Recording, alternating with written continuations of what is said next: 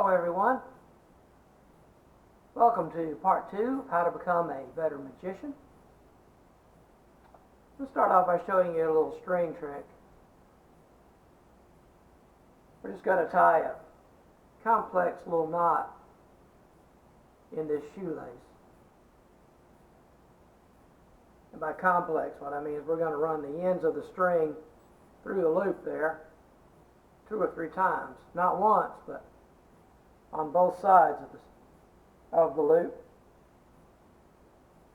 You'll notice it actually does tie quite a complex little figure right there in the center of the string. Watch closely, and what you'll see is that this little knot will literally vanish right before your very eyes. Hocus pocus, a little hot air, and it disappears. That is called the Orville-Mayer knot. Mayer, M-E-Y-E-R. And you can find that actually taught on my site, Magic by Roger. So we're here. First off, if you haven't seen the first part 1, the first part of this, it was on stage magic and how the stages have pretty much vanished across America. And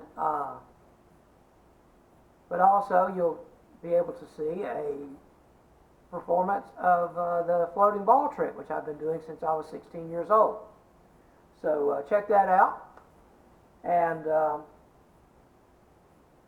we're going to talk about becoming a better magician. Now that all depends on where you are in your current journey.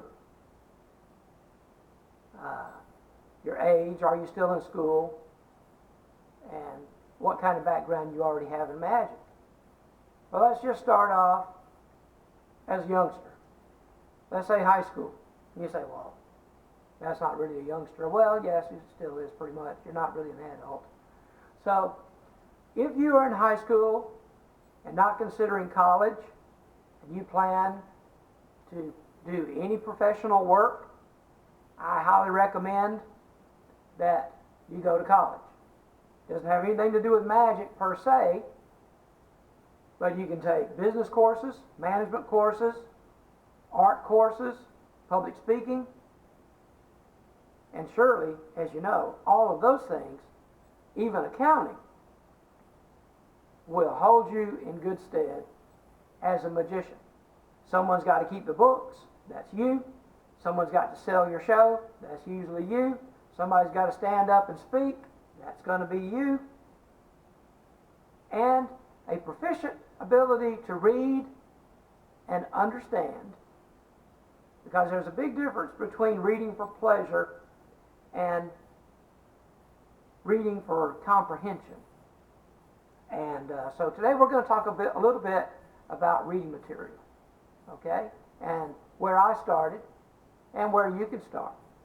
And if you didn't start here, this is where you need to start to become a better magician. And even if you've already learned some things off of YouTube or off of some videos, there's still some great information here. The first place, as a young magician, that I went to look for sources was in the public library. And you would be surprised at the books you would find in the public library. One of the first books that I found in the public library was the Amateur Magician's Handbook. He teaches sleight of hand, but he doesn't teach a sleight without teaching you a trick to go with it. And by sleight, of course, I mean a move, a secret move that is done with a coin or a card or a piece of rope or a silk handkerchief or rope or whatever. But all of the books, generally speaking, in the library for beginning magicians have chapters like the art of the close-up performance, how to set up, how to be professional, how to seat and arrange, the typical performance. Then you can move on to there for performing for children. A lot of material that came in very handy when we started doing birthday parties and camp shows, especially for underprivileged children back in the day when we were only 17 years old. And I say we, I had a friend of mine that we worked together, and if we'd have stayed together, he was the loudmouth one and I was the quiet one, we might have beat Penn and Teller by about 10 years. Then there's Secrets of Platform Magic, how to stage a magic show. So we will get around to that. Some professional advice. That's just one book. Often these days you can also find some of these Dover books. If you don't find them in the library, you can find them at your local bookstore. These are all fantastic for teaching great card tricks that nobody else is doing. This one is found in the library these days, or, like I said, at your local bookstore.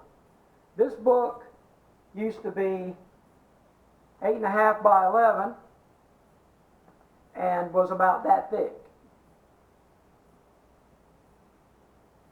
in the hardbound version. Now it's available for $6 or $7 or $8. And coin magic is not an easy form of magic. It is actually the most difficult form of magic that there is. But a great place to start and end with. I found this one in a bookstore.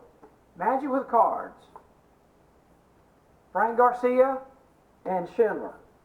And George Schindler has a bunch of self-working books in the bookstores. Self-working mental magic, card magic, self-working coin magic. Self-working is his thing. But this one here, anybody can do the tricks in this book. Anything written by Bill Severin. We found these books in the library. This is actually a compilation of 3 different books that he did. Not only are there tricks in here, there are full routines and how to put these tricks together to build a show, you see. And also you'll find in them helpful things, chapters on dress and performance and setup. Now the first books that I bought, you won't believe it, the very first book that I bought at the age of 16, I bought from Lou Tannen's in New York. They're still there, by the way. They all have catalogs that they'll mail you, so you can buy tricks from them and books and props and stuff. Was this one called The Expert at the Card Table. Di Vernon's favorite book. If you don't know about the professor, look him up on the internet. To give you an idea, the kind of language in the book, it was written in 1902. In offering this book to the public, the writer uses no sophistry as an excuse for its existence. The hypocritical cant of reformed gamblers, with a question mark, or whining, mealy-mouthed pretensions of piety are not foisted as a justification for imparting the knowledge it contains.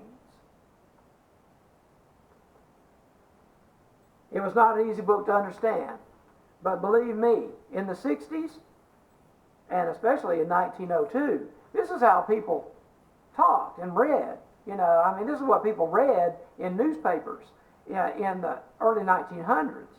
And we have really slid backwards in our reading comprehension level. They say now the average adult reads at a 6th grade level. Second book I bought was Expert Card Technique another heavy book. I bought this one a year later. And, but man, what a book.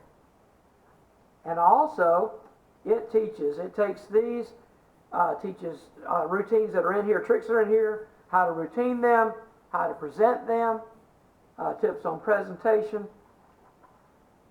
And, I mean, anything you want to know about card magic is in this book. One of the most highly recommended beginner books in card magic you can get once you already have some basic knowledge. And if you want to buy the whole set, you cannot live without the Tarbell course in magic. I still, well, as late as 20 years ago, would go through here and pick out a rope routine to do for an audience of kids or adults that I haven't previously entertained and wanted to do something different. I am constantly flipping through the 8 volumes of this book or set. Some libraries have the first 6 volumes of this in the library. Now, in learning, let's just take card magic, for example. When I was a kid, we had these bridge-size playing cards around the house. My dad didn't play poker, so he didn't keep a poker deck around the house, which is good for me, because you can see that even though I have long fingers, a poker-sized pack is still a handful when it comes to doing, sleight of hand and stuff like that. So,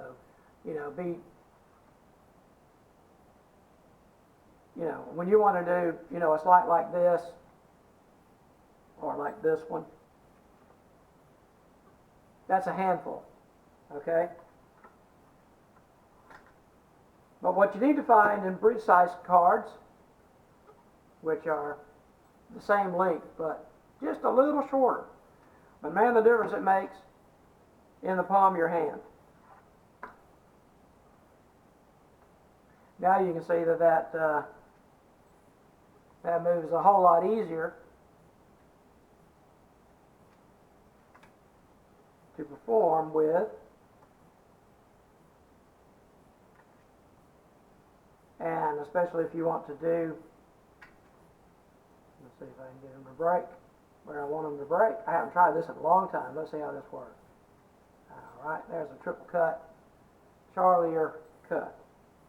So what you need to find are playing cards, though, that are bridge size that have white borders, because all of modern card magic requires white borders. So little puppy dogs and flowers and things like that. All right, so if you're wondering what just happened, I ran out of space on my flash drive card in my camera.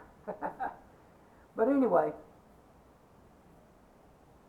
one final thing to note. If you're watching these guys, some of these guys do card tricks and things, and other material magic-wise on YouTube or the internet, a word of warning.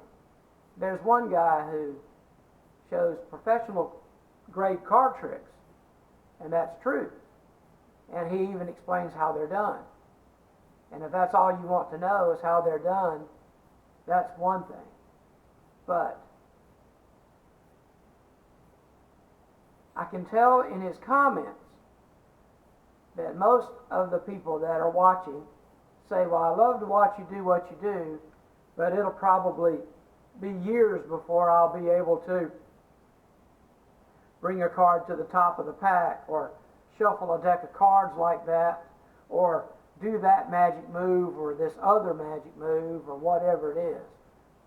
He performs the tricks, then he explains how they're done, and he shows the move, but he doesn't really explain in full detail how to do the move. And like I said, even if he did a good job of that, it's above the pay grade of the people that are watching. So he's really doing a disservice to magic, the person watching the tricks, and basically just stroking his own ego. We're going to end there. This is part 2. I'll be back with how to become a better magician in part 3. And I'm not sure what we'll talk about, but I know it will be interesting and informative. If you like this video, like and subscribe, and I'll talk to you later. Goodbye for now. This is Magic by Roger, signing off.